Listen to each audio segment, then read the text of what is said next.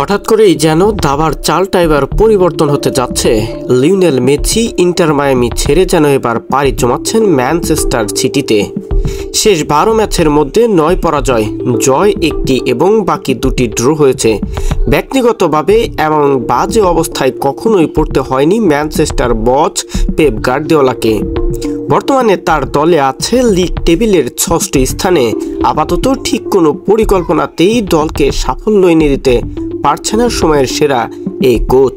তাই তো এবার লিওনেল মেসিকে ফেরানোর জন্য তোড়জোড় চেষ্টা শুরু করেছে ক্লাবটি। এমন দুঃসময়ে পেপ গার্দিওলা বিকল্প হিসাবে খুঁজে নিয়েছেন নিজের পুরাতন অস্ত্রকে, যাকে বিশ্বসেরা হয়ে উঠতে গার্দিওলা সাহায্য করেছিলেন সবচেয়ে বেশি। সেই লিওনেল মেসিকেই আবার নিজের দলে পেতে চাইছেন স্প্যানিশ এই কোচ। পেপ গার্দিওলা বিশ্বাস, সর্বকালের অন্যতম সেরা তারকা লিওনেল মেসি পারেন সিটিজেন্সদের চলমান সমস্যা থেকে বের করতে।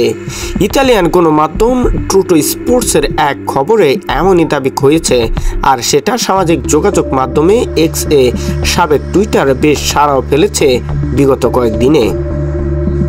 ইতালিয়ান গণমাধ্যম টুটো স্পোর্টসের এক খবরে যেন সবকিছুই নিশ্চিত করে দিয়েছে সকল সাধারণ মানুষের মধ্যে।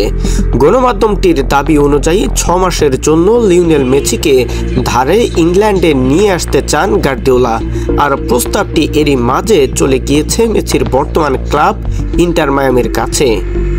সেখানকার মালিক ডেভিড বেকহ্যাম আবার এই চুক্তির সমস্তটাই যেন ছেড়ে দিচ্ছেন মেসির হাতে। মেসি বা কি সিদ্ধান্ত নেবেন তার পুরনো কোচকে একই সাথে কাজ করার জন্য